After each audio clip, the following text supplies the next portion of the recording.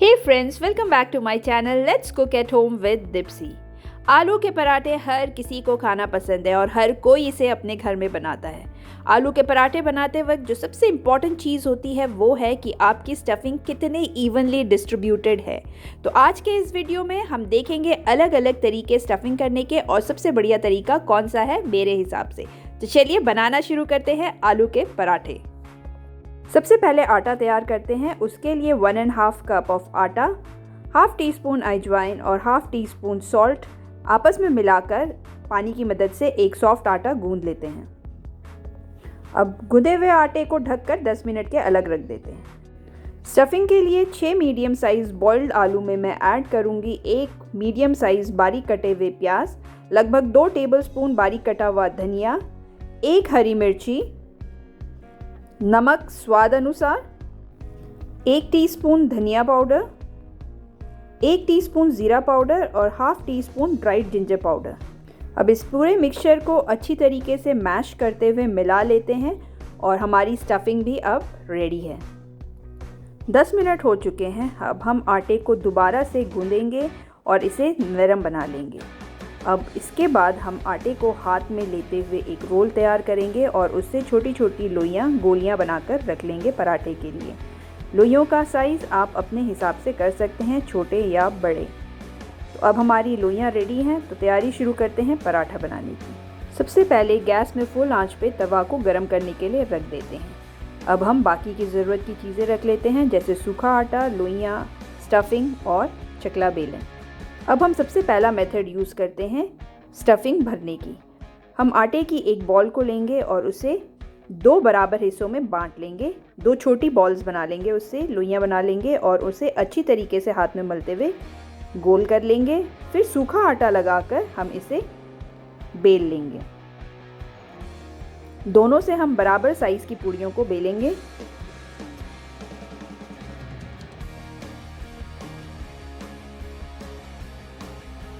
तो अब हमारी दोनों पूड़ियाँ रेडी हैं। अब हम हाथ में आलू ले लेते हैं स्टफिंग और उसे भी हल्का गोल करके उसे बीच में रखते हुए एक लेयर पे उसे हल्के हाथों से दबा देंगे और फिर हम उसके ऊपर पूड़ी की दूसरी लेयर रखेंगे और इसे भी हल्के हाथों से प्रेस करेंगे। अब हमें किनारों को हल्के हाथों से दबाना है, बट मेक श्योर कि आप इसे सील नहीं करेंगे, जो कि हम जनरली करते हैं। इससे क्या होता है कि आपका आलू साइड में नहीं लगता है। हमें इसे बंद नहीं करना है। अब दोनों तरफ सूखा आटा लगाते हुए हम इसे हल्के हाथों से बेलना शुरू करेंगे।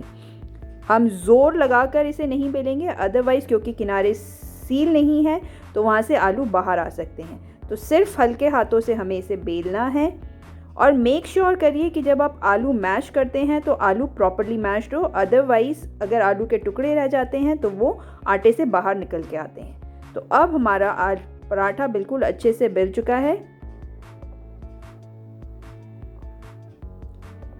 अब हम इसे सेक लेते हैं। अब फ्लेम को हम मीडियम पे कर लेते हैं और पराठे को सिकने देते हैं। जब पराठे का कलर थोड़ा सा चेंज होने लगे, इसका मतलब है कि आपकी फर्स्ट साइड सिक चुकी है।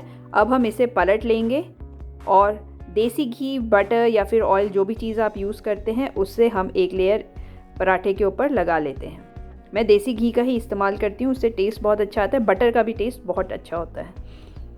अब अच्छी तरीके से लिबरली घी लगाने के बाद इसे मैं प्रेस करते हुए दूसरे साइड को अच्छी तरीके से सिकने देती हूँ। लगभग 1 मिनट सेकने के बाद हम इसे पलट देते हैं। अब आपका दूसरा लेयर भी सिक चुका है। अब इस लेयर पर भी मैं घी लगा लेती हूँ। मैं घी पहले नहीं डालती हूँ तवे पर पराठे को सेकते वक्त। जब लेयर सिक जाती है उसी के बाद मैं घी स्प्रेड करती हूँ।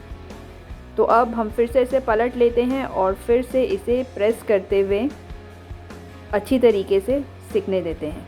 फ्लेम मीडियम पर ही रखिएगा।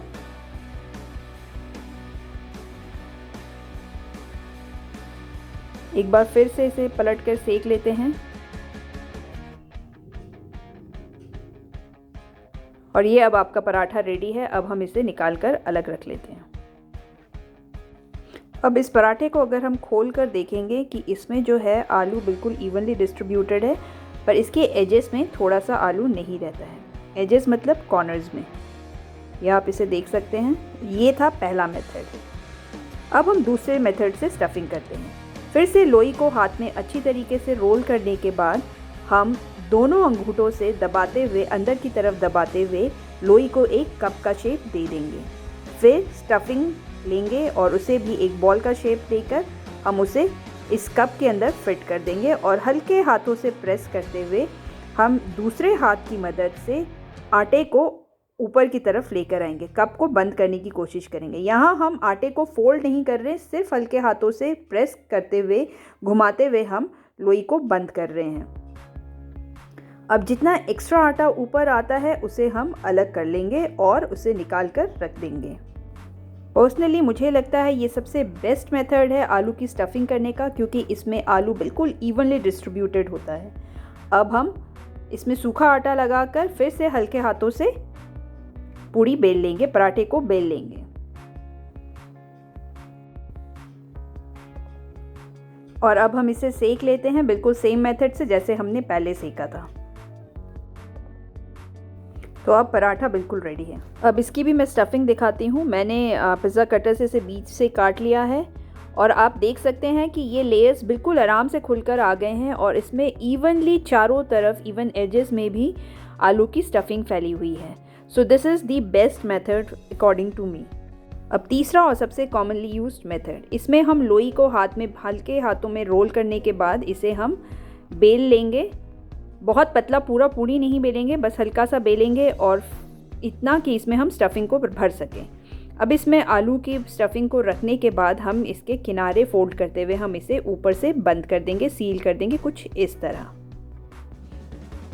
फिर हम इसे हल्के हाथों से दबाने के बाद सूखा आटा लगाकर इसे बेल लेंगे। जब मैंने शुरुआत करी थी कुकिंग की तब मैं भी सेम इसी तरीके से स्टफिंग करती थी। ये सबसे इजी मेथड होता है, बट इस मेथड के बहुत सारे ड्रॉबैक हैं। जैसे जब हम इसे बेलेंगे तो ये जो आटा जो बीच में हमने ऊपर फोल्ड करने के लिए यूज़ करा हुआ था ये इकट्ठा हो जाता है और जब हम बेलते हैं तो बीच में ये आटा रह जाता है। तो ये आप देख सकते हैं बीच बीच में आटा दिख रहा है। तो इस मेथड से आलू डिस्ट्रीब्यूट तो होता है पर बीच में आलू थोड़ा सा कम रह जाता है। अगर हम इसे खोलकर जब हम इसके लेयर्स को देखने की कोशिश करते हैं तो ये बीच से आटा इसमें जमा हुआ होता है ना। तो अब ये हमारा बेल चुका है। अब हम इसे भी सेक लेते हैं बिल्कुल सेम मेथड से। तो अब हमारा पराठा रेडी है। चलिए इसे भी चेक करते हैं। मैंने पिज़्ज़ा कटर से इसे भी काट लिया है। अब मैं जब बीच से इसे खोल रही हूँ तो ये बीच से चिपका हुआ है बिकॉज़ इसमें आटा मोटा रह गया है।